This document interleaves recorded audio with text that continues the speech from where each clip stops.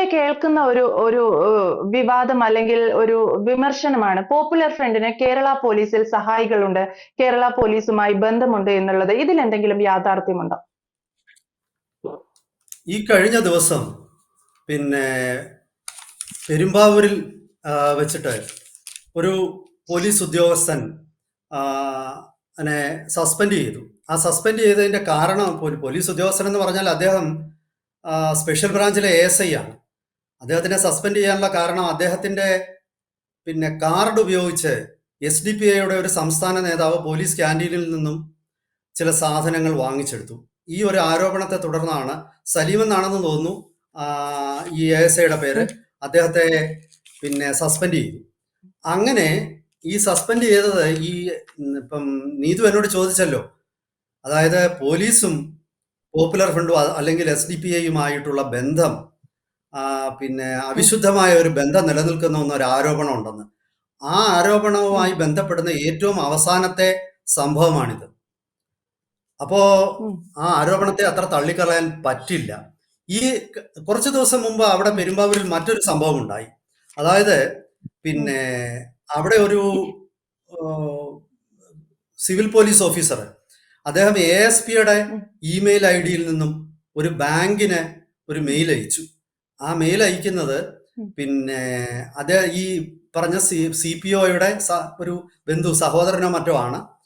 അദ്ദേഹത്തിന്റെ bank account freeze ചെയ്ത് വെച്ചിരിക്കുകയായിരുന്നു. ആ ഫ്രീസ് ചെയ്തത് അത് മാറ്റി കൊടുക്കണമെന്ന് പറഞ്ഞൊരു മെയിൽ അയച്ചു. അതിനെ തുടർന്ന് മേൽപ്പടിയാനെ അവിടുന്ന് സ്ഥലം മാറ്റി. അപ്പൊ ഞാൻ പറഞ്ഞു വരുന്നത്, ഈ പോപ്പുലർ ഫ്രണ്ടും അല്ലെങ്കിൽ SDPIയും പോലീസും തമ്മിലുള്ള അവിശുദ്ധ ബന്ധം എന്ന ആരോപണം, അത് വർത്തമാനകാല സംഭവങ്ങളുടെ അടിസ്ഥാനത്തിൽ അതിനെ നമുക്ക് തള്ളിക്കളയാൻ പറ്റുന്നില്ല. നമ്മൾ തള്ളിക്കളയണമെന്ന് ആഗ്രഹമൊക്കെ ഉണ്ട്. കേരള പോലീസ് വളരെ വിശ്വാസ്യതയുള്ള ഒരു പ്രസ്ഥാനമാണെന്നും അവിടെ ഇങ്ങനൊന്നും ഒരു പോലീസുകാരനും ഇത്തരം പ്രവൃത്തികളിൽ ഏർപ്പെടത്തില്ലെന്നും, രാഷ്ട്രവിരുദ്ധമായ നിരോധിത സംഘടനകളുമായിട്ടോ അല്ലെങ്കിൽ ആ നിരോധിത സംഘടനകളുടെ അനുബന്ധ ഗ്രൂപ്പുകളുമായിട്ടോ യാതൊരു തരത്തിലും പോലീസ് ഉദ്യോഗസ്ഥന്മാർക്ക് ബന്ധം ഉണ്ടാവില്ല എന്ന് ഉറച്ചു വിശ്വസിക്കാനാണ് ഏതൊരു മലയാളിക്കും താല്പര്യം. ദൗർഭാഗ്യവശാൽ നമ്മൾ റിപ്പോർട്ട് ചെയ്യപ്പെടുന്ന പബ്ലിക് ഡൊമൈനിൽ വരുന്ന പല സംഭവവികാസങ്ങളും ഇതിന് വിരുദ്ധമാണ്. ഇതൊരു വലിയ ഗുരുതരമായ ചോദ്യം ഉയർത്തുന്നുണ്ട്. ഇപ്പൊ ഞാൻ അതുമായിട്ട് ബന്ധപ്പെട്ട മുൻകാല സംഭവങ്ങളിലേക്കൂടെ പോകാം. എന്നിട്ട് ഞാൻ ഇതിനകത്തിൽ പ്രത്യേകിച്ച് ഒരു അഭിപ്രായം പറയുന്നില്ല. പക്ഷേ വസ്തുതകൾ അത് സ്വയം സംസാരിക്കുന്നതാണ്. അത് തെളിവുകൾ അവയും സ്വയം സംസാരിക്കുന്നതാണ്. അതിൻ്റെ അടിസ്ഥാനത്തിൽ ശ്രോതാക്കൾ, പ്രേക്ഷകർ അവരുടേതായിട്ടുള്ള തീരുമാനമെടുക്കട്ടെ. അതായത് ഈ 2023 കോട്ടയം സൈബർ പോലീസ് സ്റ്റേഷനിൽ ഗ്രേഡ് SI ആയിട്ടുള്ള റിജിമോൻ എന്നൊരാളിനെ സസ്പെൻഡ് ചെയ്തു. സസ്പെൻഡ് ചെയ്യാനുള്ള കാരണം, സ്പെഷ്യൽ ഇൻവെസ്റ്റിഗേഷൻ ടീമിലെ ഓഫീസർമാരെ കുറിച്ചുള്ള വിവരങ്ങൾ ഈ റിജിമോൻ SDPI നേതാക്കന്മാർക്ക് ചോർത്തി കൊടുത്തു എന്നതായിരുന്നു അന്ന് ഉയർന്ന പത്രങ്ങളിലൊക്കെ വന്ന ആരോപണം. ഇതുകൊണ്ടാണ് അദ്ദേഹത്തിനെ സസ്പെൻഡ് ചെയ്തത്. ഇതിപ്പോ നിങ്ങൾ ഗൂഗിൾ അടിച്ചു നോക്കിയാലൊക്കെ പത്രങ്ങളിലൊക്കെ കാണാവുന്നതാണ്.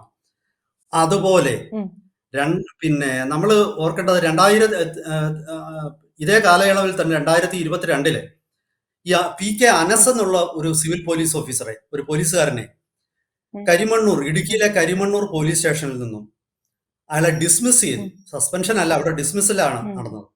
അത് 200ഓളം RSS BJP നേതാക്കന്മാരെ കുറിച്ചുള്ള വിശദാംശങ്ങൾ, അവരുടെ ഡീറ്റെയിൽസ്, അതായത് അവരുടെ കുടുംബം, അവരെ എവിടെ താമസിക്കുന്നു, അവരുടെ കുടുംബാംഗങ്ങൾ എന്തൊക്കെ ജോലി ചെയ്യുന്നു, അങ്ങനെ വളരെ വിശദമായ പ്രൊഫൈലുകൾ, അവരെ കുറിച്ചുള്ള പ്രൊഫൈലുകൾ ഈ പോലീസുകാരൻ SDPI പോപ്പുലർ ഫ്രണ്ട് നേതാക്കന്മാർക്കൊക്കെ ചോർത്തി കൊടുത്തു. ഇതിന്റെ അടിസ്ഥാനത്തിൽ, അന്വേഷണത്തിന്റെ അടിസ്ഥാനത്തിലാണ് ഇയാളെ പോലീസിൽ നിന്നും പിരിച്ചുവിട്ടു. മാധ്യമങ്ങളിലൊക്കെ വന്ന വാർത്തകൾ പ്രകാരം കേരള പോലീസിലെ ഏതാണ്ട് 873 പേര് പോപ്പുലർ ഫ്രണ്ട് അഥവാ SDPI ബന്ധങ്ങളുള്ള ആൾക്കാരാണെന്ന് പോലീസിന് NIA റിപ്പോർട്ട് കൊടുത്തിട്ടുണ്ട്. അപ്പോ ഞാനിപ്പം ചിന്തിക്കുന്നത്, ഈ അടുത്ത സമയത്ത് നാഷണൽ ഇൻവെസ്റ്റിഗേഷൻ ഏജൻസി മലപ്പുറത്ത് മഞ്ചേരിയിൽ ഒരു റെയ്ഡ് നടത്തി. ആ റെയ്ഡ് നടത്തിയിട്ട് പലരെ അവിടെ നിന്ന് അറസ്റ്റ് ചെയ്തു. അങ്ങനെ അറസ്റ്റ് ചെയ്തപ്പോൾ ലോക്കൽ പോലീസിനെ കൂട്ടിയിരുന്നില്ല. ലോക്കൽ പോലീസിനെ അറിയിക്കാതാണ് NIA ഈ പിന്നെ റെയ്ഡ് നടത്താൻ എത്തിയത്. അതുപോലെ പോപ്പുലർ ഫ്രണ്ടിന്റെ പല കേന്ദ്രങ്ങളിലും റെയ്ഡ് നടത്താൻ പോകുമ്പോൾ NIA ആകട്ടെ കേന്ദ്ര ഏജൻസികളാകട്ടെ സംസ്ഥാന പോലീസിനെ അറിയിക്കുന്നില്ല എന്നാണ് മാധ്യമ വാർത്തകളിൽ നിന്നും നമുക്ക് മനസ്സിലാകുന്നത്. ഇതൊന്നും അത്ര ഒരു ശുഭകരമായിട്ടുള്ള കാര്യമല്ല. ഞാൻ പിന്നെ കുറച്ചുകൂടെ നമ്മൾ പിന്നിലേക്ക് പോകുമ്പോൾ കേരളത്തിലെ തീവ്രവാദ ക്യാമ്പുകൾ, നിരവധി ക്യാമ്പുകൾ കേരളത്തിൽ ഉണ്ടായിട്ടുണ്ട്. അപ്പൊ അങ്ങനെയുള്ള ഒരു തീവ്രവാദ ക്യാമ്പ് 2013 എനിക്ക് തോന്നുന്നത് നാറാത്തെന്ന്, കണ്ണൂര് നാറാത്തെന്നൊരു സ്ഥലം, അവിടെ നടന്നിരുന്നു നാറാത്ത് ക്യാമ്പ്.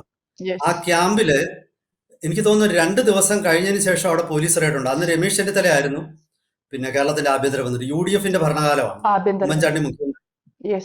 ഉമ്മൻചാണ്ടി മുഖ്യമന്ത്രിയായിട്ടിരിക്കുകയാണ്. അപ്പൊ ഈ നാറാത്ത് ക്യാമ്പില് റെയ്ഡ് നടത്തിയിട്ട് 22 പേരെ കണ്ട് അറസ്റ്റ് ചെയ്ത് അതിൽ പിന്നീട് ആ കേസ് NIA വിട്ടുകൊടുത്തു. 21 പേരെയും ശിക്ഷിക്കപ്പെട്ടു. പക്ഷെ എനിക്ക് അവിടെ ഒരു ചോദ്യമുള്ളത്, ഈ നാറാത്ത് ഇങ്ങനെ ഒരു ട്രെയിനിങ് ക്യാമ്പ് നടക്കാൻ പോകുന്ന വിവരം പോലീസിന് സ്പെഷ്യൽ ബ്രാഞ്ച് ഇല്ലേ? പോലീസിന് ഇന്റലിജൻസ് വിഭാഗമില്ലേ? ഇവരൊന്നും അറിഞ്ഞിട്ടില്ലേ? ശരിക്കും പറഞ്ഞാൽ ഈ ക്യാമ്പ് നടന്നതിന് ശേഷമാണ് ഈ വിവരം ചോർന്നതും ഈ സംഭവം പുറത്താവുന്നതും ഒക്കെ. അപ്പോ കേരള പോലീസിന്റെ ഒരു ഇന്റലിജൻസ് ഫെയിലർ അല്ലായിരുന്നു അത്? അതോ അത് മറ്റെന്തെങ്കിലും കാരണം അതിന്റെ പിന്നിലുണ്ടോ? ഞാൻ ഒരു സാധാരണക്കാരൻ എന്നുള്ള നിലയിൽ എൻ്റെ ഒരു സംശയം, ഒരു പത്രപ്രവർത്തകൻ എന്നുള്ള നിലയിൽ എൻ്റെ സംശയം ഞാൻ ചോദിക്കാം. അതിനു മുമ്പ് 2007 തോന്നുന്നു പിന്നെ സിമിയുടെ വാഗമൺ ട്രെയിനിങ് ക്യാമ്പ് നടന്നു.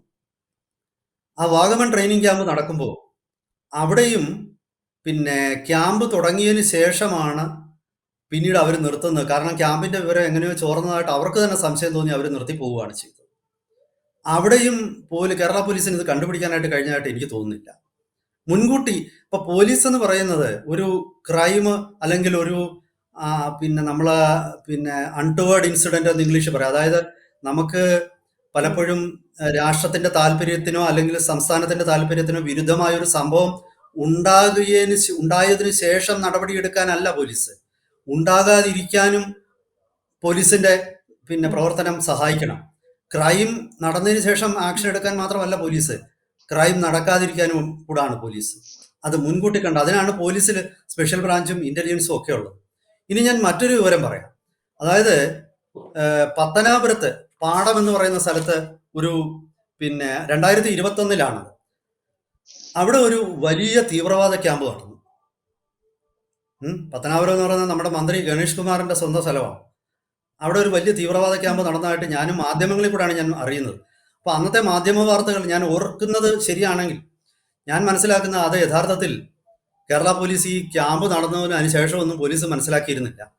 ആ വിവരം പുറത്തു വരുന്നത് എങ്ങനെയാണെന്ന് വെച്ചാൽ തമിഴ്നാട് പോലീസിന്റെ ക്യൂ ബ്രാഞ്ച് എന്ന് പറയുന്ന ഒരു തീവ്രവാദ വിരുദ്ധ വിഭാഗമുണ്ട്. ആ ക്യൂ ബ്രാഞ്ച് ആരെയോ ക്വസ്റ്റ്യൻ ചെയ്യുന്ന കൂട്ടത്തിൽ അവരിൽ നിന്നും ഈ വിവരം ക്യൂ ബ്രാഞ്ചിന് മനസ്സിലാവുന്നു. അവര് ക്യൂ ബ്രാഞ്ചിലെ അംഗങ്ങൾ എന്നിട്ട് കേരളത്തിൽ വരുന്നു. ആ പരിശോധനയിലാണ് അവിടെ വെടിമരുന്ന് ഉൾപ്പെടെയുള്ള കാര്യങ്ങൾ ഉപയോഗിച്ച് ട്രെയിനിങ് നടത്തിയ വിവരം, അതിന്റെ തെളിവുകൾ അവിടെ ലഭിക്കുന്നത്. പക്ഷെ അതിലെ പ്രതികളെ പിടിച്ചോ ഇല്ലയോ എന്നൊന്നും എനിക്ക് തോന്നുന്നില്ല. പ്രധാന പ്രതികളെ എന്തായാലും പിടിച്ചു കാണാൻ ഇടയില്ല. കാരണം അവർ ഈ പിന്നെ ആട് കിടന്നിടത്ത് കൂടെ പോലും ഇല്ല എന്നുള്ള ഒരു അവസ്ഥയിലാണ് പോലീസ് അവിടെ ചെല്ലുന്നത്. അപ്പോഴേക്കും പിന്നെ ആരെ പിടിക്കാനാണ്? പിന്നെ ഞാൻ പറഞ്ഞു വന്നത്, എന്നിട്ട് അന്ന് വളരെ ഗുരുതരമായ ഒരു ആരോപണം വന്നു. കൊല്ലത്തെ ഇന്റലിജൻസിന്റെ ചുമതലയുള്ള DYSP അന്ന് അദ്ദേഹം ഈ കാര്യത്തിൽ വീഴ്ച സംഭവിച്ചതിന്റെ പേരിൽ ഈ വ്യക്തിയെ കോട്ടയത്തോട്ടോ മറ്റോ ട്രാൻസ്ഫർ ചെയ്തതായിട്ട് അന്ന് വാർത്ത വന്നു. ഒരു ട്രാൻസ്ഫറിൽ ഒതുങ്ങി അത്. അപ്പം ഈ കൊല്ലത്തുനിന്ന് കോട്ടയത്തോട്ട് ട്രാൻസ്ഫർ എന്ന് പറയുന്ന അത്ര വലിയ ഒരു പ്രശ്നമൊന്നുമല്ല. ഇന്ന് ട്രെയിനൊക്കെ ഉള്ളപ്പം ആർക്കും പിന്നെ പ്രത്യേകിച്ച് ഉന്നത പോലീസ് ഉദ്യോഗസ്ഥന് പലപ്പോഴും ജീപ്പ് തന്നെ കിട്ടും. അപ്പം ഞാൻ പറഞ്ഞു വരുന്നത്, ഈ പോലീസിനും പിന്നെ ഇതുപോലുള്ള നിരോധിത സംഘടനകളുമായിട്ടുള്ള ബന്ധം എന്ന് പറയുന്ന ഒരു ആരോപണം, അതിന് ഇതുപോലുള്ള ഒരുപാട് തെളിവുകൾ പബ്ലിക് ഡൊമൈനിൽ കിടപ്പുണ്ട്. ഇതെങ്ങനെ നമുക്ക് അവഗണിക്കാൻ പറ്റും? അപ്പം പോലീസിന്റെ ഭാഗത്തു നിന്നും പലപ്പോഴും ഞാൻ ആദ്യം സൂചിപ്പിച്ച പോലെ ഒരു തെറ്റ് സംഭവിക്കാതിരിക്കാൻ ഉള്ള മുൻകൂർ ശ്രമം. അതുപോലെ ഇതിൽ ആരാണ് ഇവരെയൊക്കെ സഹായിച്ചത്? ഇതിലെ ഏറ്റവും പ്രസക്തമായ ചോദ്യം, അതോടെ പറഞ്ഞിട്ട് ഞാനിത് അവസാനിപ്പിക്കാം. അതായത് ഈ പിന്നെ കേസുകളിലെ എല്ലാ ഉദ്യോഗസ്ഥരും പലപ്പോഴും സ്പെഷ്യൽ ബ്രാഞ്ചിലും ഇന്റലിജൻസിലും ഒക്കെ ജോലി ചെയ്യുന്നവരാണ്. ഈ സ്പെഷ്യൽ ബ്രാഞ്ചിലും ഇന്റലിജൻസിലും ഒക്കെ പോസ്റ്റിംഗ് കിട്ടുന്നത് അധികം ജോലിയില്ല. ഇപ്പൊ സ്പെഷ്യൽ ബ്രാഞ്ചിൽ ഇരുന്നാൽ സിവിൽ ഡ്രസ്സിൽ നടക്കാം, യൂണിഫോം പോലും പലപ്പോഴും ഇടണ്ട. അങ്ങനെ ഉള്ള ഒരു പോസ്റ്റിലോട്ട് ഒരു പോലീസുകാരനെയോ അല്ലെങ്കിൽ ഒരു ഓഫീസറെയോ വെക്കുമ്പോൾ അവർക്ക് ഭരണത്തിലുള്ള സ്വാധീനം കൊണ്ടാണ് അത് കിട്ടുന്നത്. ഭരണകക്ഷിയുമായിട്ട് അടുപ്പമുള്ളവരെയാണ് അവിടെ വെക്കുന്നത്. ആരാണ് ഇവരുടെയൊക്കെ ഗോഡ് ഫാദർമാർ? ആരാണ് ഇവരുടെ തലതൊട്ടപ്പൻ? ഈ താഴെ തട്ടിലുള്ള ഈ പോലീസുകാരെയും ഓഫീസർമാരെയും സസ്പെൻഷനിലൂടെയും ഡിസ്മിസലിലൂടെയും ഒക്കെ പുറത്തു കളയുമ്പോൾ ഇവരുടെ തലതൊട്ടപ്പന്മാർ പലപ്പോഴും രക്ഷപ്പെട്ടു പോവുകയാണ്. ഇത് കേരള പോലീസിന് ഒരു വലിയ ഇഷ്യൂ തന്നെയാണ്. കാരണം കേരള പോലീസിൽ രാഷ്ട്രീയ ചേരിതിരിവ് ഒരു ഭാഗത്തുണ്ട്, വർഗീയ ചേരിതിരിവ് എന്ന് പറയുന്നത് അതിനേക്കാൾ അപകടകരമാണ്. ദൗർഭാഗ്യവശാൽ അതും അവിടെ നിലനിൽക്കുന്നതായിട്ടാണ് ഈ സംഭവങ്ങളൊക്കെ സൂചിപ്പിക്കുന്നത്. എന്തായാലും ശരി, ഇതിലെ തലതൊട്ടപ്പന്മാരെ കുറിച്ച് മാധ്യമങ്ങളോ അല്ലെങ്കിൽ സർക്കാരോ പറയാത്തിടത്തോളം കാലം ഇത്തരം പ്രവണതകളെ നുള്ളിക്കളയാൻ പറ്റില്ല എന്ന് തന്നെയാണ് എനിക്ക് തോന്നുന്നത്. അത് തൽക്കാലത്തേക്കൊന്ന് തലതാഴ്ത്തും, വീണ്ടും തിരിച്ചു വരും. ഇതാണ് എനിക്ക് തോന്നുന്നത്. കേരളത്തിൽ പൊതുവെ പോപ്പുലർ ഫ്രണ്ടിന്റെയൊക്കെ സ്ലീപ്പിംഗ് സെല്ലുകൾ പ്രവർത്തിക്കുന്നു എന്ന് നമ്മൾ പറയാറുണ്ട്, അല്ലെങ്കിൽ അത്തരം വാർത്തകൾ, അത്തരം പരാമർശങ്ങൾ നമ്മൾ കേട്ടിട്ടുണ്ട്. അതുപോലെ ഇതിനെയൊക്കെ ഒരു അനുകൂലിക്കുന്ന, അല്ലെങ്കിൽ ഇതൊക്കെ അറിഞ്ഞിട്ടും കണ്ടിട്ടും കേട്ടിട്ടും കണ്ടില്ല കേട്ടില്ല എന്ന് നടിക്കുന്ന ഒരു കാര്യം നമ്മുടെ കേരള പോലീസിൽ നടക്കുന്നുണ്ടോ എന്നുള്ളത് അന്വേഷണ വിധേയമാകേണ്ടതാണ്. അതിനെ സാധൂകരിക്കുന്ന ചില നിലപാടുകളാണ് ഹരികുമാർ സർ പങ്കുവച്ചത്. Thank you sir. കൂടുതൽ വാർത്തകളും വിശേഷങ്ങളും നിങ്ങളിലേക്ക് എത്താൻ ABC മലയാളം സബ്സ്ക്രൈബ് ചെയ്യുക, ബെൽ ബട്ടണും അമർത്തുക.